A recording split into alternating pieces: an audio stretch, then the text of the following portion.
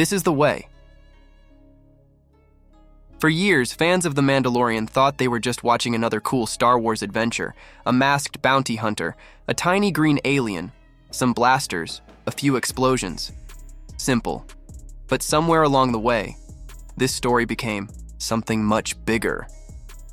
Because underneath the armor, underneath the action, underneath all the fan service and lightsabers, was a story about identity, loneliness, and family.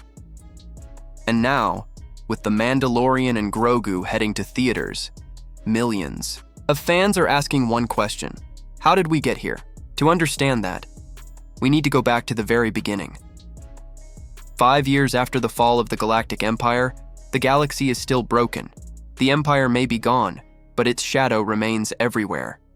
Scattered warlords, hidden Imperial bases, stormtroopers, still loyal to a dead regime, and right in the middle of all that chaos walks a lone bounty hunter named Din Djarin. Most people simply call him Mando, cold, efficient, emotionless, at least. That is how he wants the galaxy to see him. Raised by a radical Mandalorian clan after losing his parents as a child, Din Djarin lives by one rule above all others: never remove the helmet. To outsiders, it sounds extreme, but to him, it is survival. This is the way. Those 4 words define his entire existence.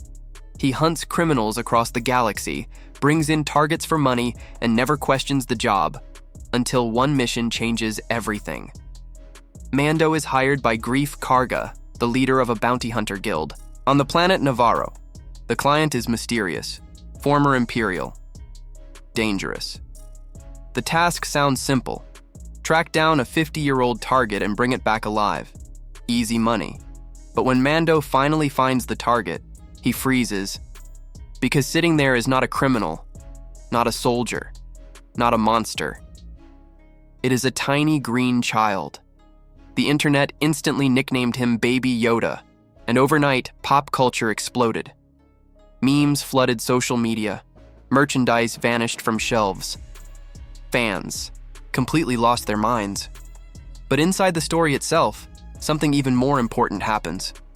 For the first time in years, Din Djarin hesitates. At first, he still delivers the child to the Imperial scientist Dr. Pershing. Job completed, but guilt starts eating him alive, because deep down, he knows something terrible is about to happen to that child. And suddenly, the cold bounty hunter, who never cared about anyone, turns around, he storms the Imperial facility, fights through soldiers, and rescues the child. That moment changes everything. From that point forward, the show stops being about bounty hunting. Now it becomes about fatherhood. Din Djarin is no longer protecting cargo. He is protecting family, and the galaxy notices. Bounty hunters start hunting them. Imperials start tracking them. Entire planets become unsafe. But slowly, something unexpected happens. The child begins changing Mando himself. The man who once trusted no one begins making allies. Cara Dune Kuiil. Even the assassin droid IG-11. And then the real villain finally reveals himself. Moff Gideon. Calm, intelligent, terrifying. Unlike typical Imperial officers, Gideon understands exactly how valuable the child truly is, because Baby Yoda, whose real name is eventually revealed as Grogu, possesses Force abilities, and Gideon wants those powers for himself. Suddenly, the stakes become massive. This is no longer about survival. It is about the future of the galaxy itself. Season 1 ends with Mando fully accepting Grogu as part of his clan. Not just a companion, a foundling. Son, but Season 2 changes the game completely, because now Mando has one mission: find the Jedi. That journey takes him across the galaxy and introduces some of the biggest names in Star Wars history. First comes Bo-Katan Kryze, the former ruler of Mandalore. And through her, Din learns a shocking truth. The strict helmet rule he lived by his entire life? Most Mandalorians do not even follow it. Everything he believed about Mandalorian culture suddenly starts falling apart. For the first time ever, Din Djarin begins questioning who he really is, and then comes one of the biggest reveals in Star Wars history. Boba Fett is alive. Fans had waited decades for this moment. After supposedly dying inside the Sarlacc pit in Return of the Jedi, Boba Fett returns older, angrier, and more dangerous than ever. And somehow, he steals every scene he appears in, but even Boba's return is overshadowed by another legendary appearance, Ahsoka Tano. For longtime fans of Star Wars, The Clone Wars, this was huge. Ahsoka finally explains Grogu's past. He survived the Jedi, Temple Massacre. He trained with Jedi Masters, and his connection to the Force is incredibly powerful. But Ahsoka refuses to train him. Why? Because Grogu is too attached to Din Djarin. An attachment, according to Jedi tradition, can lead to fear. Fear leads to anger. Anger leads to suffering. Classic Star Wars.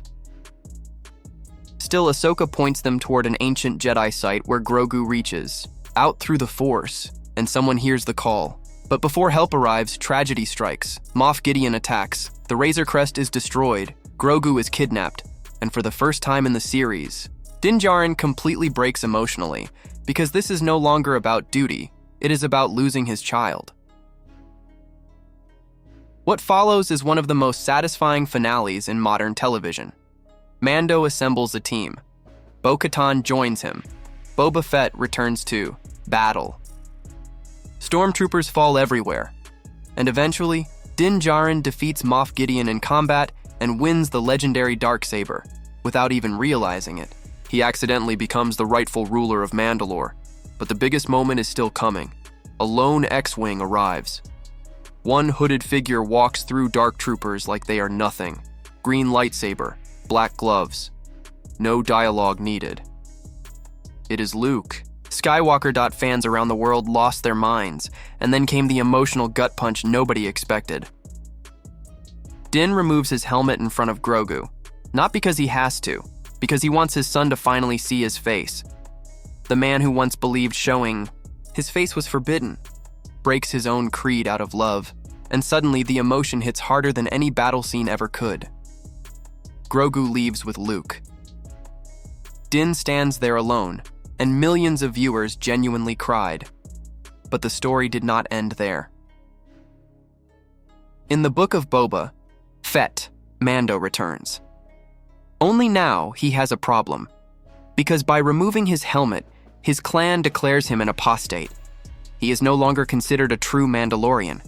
Everything he sacrificed for Grogu cost him his identity. At the same time, Grogu struggles. With Jedi training under Luke Skywalker, Luke gives him a choice: stay and become a Jedi, or return to Din Djarin. And honestly, nobody was surprised by what happened next. Grogu chooses family, because at its heart, The Mandalorian was never really about Jedi or politics or war. It was about connection. Season 3 shifts focus toward rebuilding Mandalore itself. The once destroyed planet slowly becomes the center of the story. Din seeks redemption in the living waters beneath Mandalore. Bo-Katan begins reclaiming leadership, and together, the scattered Mandalorians slowly unite again. But hidden beneath Mandalore is an even darker secret. Moff Gideon survived again.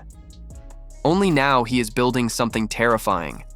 Force-sensitive clones, an Imperial comeback, the foundations of what will eventually become the First Order, and suddenly, everything connects back to the sequel trilogy.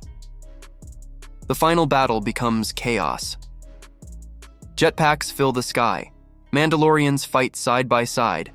Gideon wears Beskar armor powerful enough to rival the heroes themselves. But in the end, the Mandalorians reclaim their homeworld. Mandalore rises again, Gideon falls, and Grogu officially becomes Din Djarin's adopted son. Not just Grogu anymore. Now he is Din Grogu, a Mandalorian apprentice, a future warrior, a child caught between two worlds, Jedi and Mandalorian, peace and violence, destiny and family. And honestly, that is what makes this story work so well. Because underneath all the action, The Mandalorian tells a surprisingly human story. A lonely man finds purpose through a child. A child finds safety through a father. And together, they slowly heal each. Now the story heads to theaters with The Mandalorian and Grogu. Imperial remnants are still rising.